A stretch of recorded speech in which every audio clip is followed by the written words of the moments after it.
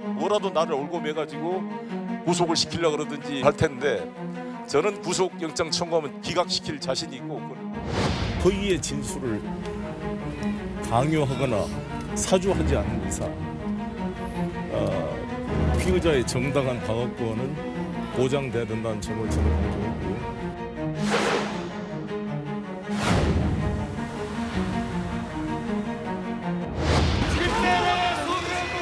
사명권으로 수사 아니 그 이야기가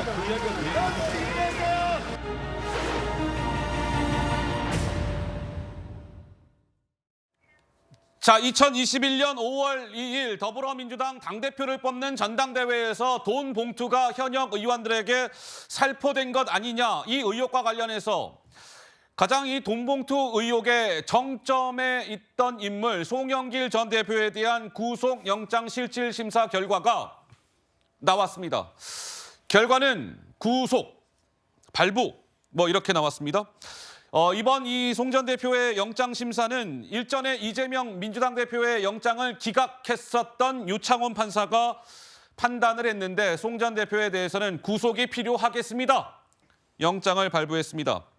유창훈 판사는 어제 영장을 발부하면서 이런 점을 강조했어요. 이 거액의 불법 정치 자금을 받았다.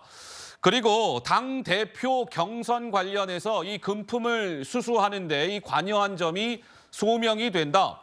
수사 과정에서 확인된 송 전 대표의 여러 가지 행위들을 봤을 때 증거를 없앨 우려가 있다. 증거인멸의 우려가 있다.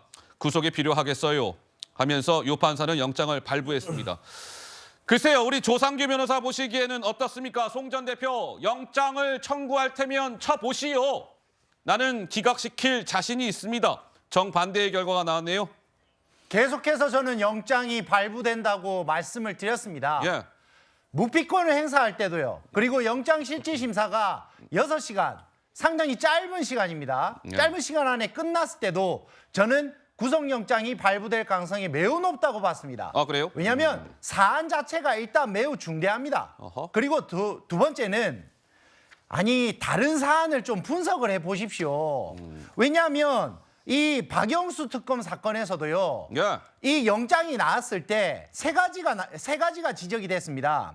망치로 핸드폰을 깨서 이제 증거인멸 하나 하고 그다음에 직원들에게 압수수색을 대응하라 지시하고 네. 그리고 PC에 있는 파일들을 삭제시켰습니다.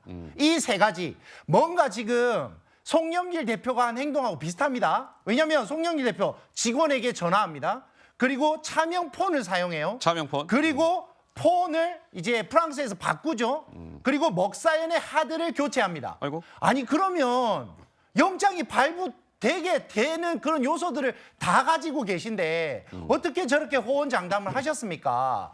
그래도 본인이 변호사 자격이 있으신 분인데 다른 사례를 검토만 해보셨어도 영장이 발부된다는 사실은 예측이 충분히 가능했던 것 같습니다. 예. 그리고 저는 유창훈 판사님한테 묻습니다. 어떤 걸 물어요?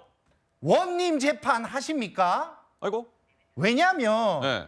아니 현 대표는 증거인멸 우려가 없고 전 대표는 증거인멸 우려가 있다? 허허. 이게 무슨 논리입니까? 이재명 현 당대표는 증거인멸의 우려가 없다. 오히려 막강한 조직과 막강한 권력을 동원해서 더 많은 증거 은폐 가능성이 있습니다. 그런데 이제 다 끈떨어진 전 대표는 증거인멸의 가능성이 있다? 오히려 무권 유죄 그리고 유권 무죄가 아닌가. 이게 바로 원님 재판이 아니고 뭐겠습니까? 자, 유창훈 판사 일전에 이제 이재명 대표의 구속영장을 기각을 한 바가 있는데 그때 기각 결정문에 그러한 문구가 있기는 했었어요. 이재명 대표는 현직 당대표기 때문에 이 많은 사람들의 감시의 대상이 된다. 따라서 증거를 인멸할 우려가 없다. 이런 이유로 기각을 판단한 바가 있었던 유창훈 판사는 어쨌든 송 전 대표에 대해서는 영장 발부, 구속 이런 판단을 한 것이지요. 자, 그런데 이 유창훈 판사와 관련해서 민주당 지지자들 사이에서 평가가 엇갈리고 있습니다. 이재명 대표의 영장을 기각했을 때 좌측편에 유창훈 판사한테 이런 평가가 있었죠. 유창훈 판사는 참 이재명 대표와 닮았어요. 장래에 아이고 대법원장감입니다. 쉽지 않았을 결정에 그런 용기에 찬사를 보냅니다. 근데 이번에 이제 송영길 전 대표에 대한 영장을 발부하니까 유 판사에 대해서 그렇게 안 봤는데 유창훈 판사 실망이에요. 판사님 잘못 봤어요. 판사 도대체 누구냐? 탄핵합시다. 이렇게 극과 극 엇갈리는 평가가 나오고 있다는 것이죠. 글쎄요, 우리 박성민 측은 좀 어떻게 보세요? 저는 일단 판사의 네. 판단을 두고 정치적인 잣대로 이 비난을 들이대서는 안 된다. 저는 좀 이런 생각을 가지고 있습니다. 그것은 여든 야든 상관없다라고 생각을 하고요. 어쨌든 삼권분립 체계에서 사법부의 판단을 존중하는 것은 기본적으로 전제되어야 하는 일이고 이번 일 역시도 사실 네티즌들도 이제 댓글을 달다가 누리꾼들도 그 댓글이 처음에는 이제 판사를 비난하는 댓글이었다가 나중에 이재명 대표의 구속영장을 기각시킨 판사였다는 것을 알고 뭐 일부 수정하거나 사과하는 일도 있었다고 합니다. 그런 것만 보더라도 이게 정치인에 대한 개인의 뭔가 호불호가 작용된 판단이 아니냐라는 의심을 들이대기 시작하는 순간부터 판사의 판단의 진위와 본인은 왜곡되는 거라고 생각하기 때문에 네. 이 판사에 대한 뭐 과도한 비난이라든지 신상털기 이런 것은 절대 없어야 되는 일이고 예. 정치적인 색깔이나 정치적인 잣대로 이 판단을 규정하려고 하는 것 자체가 굉장히 위험한 시도다 이렇게 생각이 듭니다.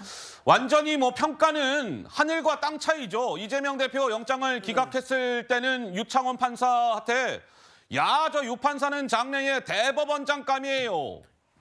송영길 전 대표에 대해서 영장을 발부하니까 이제는 대법원장감이 아니라 이제 땅으로 내려오는 거예요. 바닥까지 내려가는 겁니다. 저 유창훈 판사 탄핵시킵시다. 끌어내립시다. 대법원장 시킵시다 했다가 끌어내립시다. 뭐 이렇게 되는 것이지요.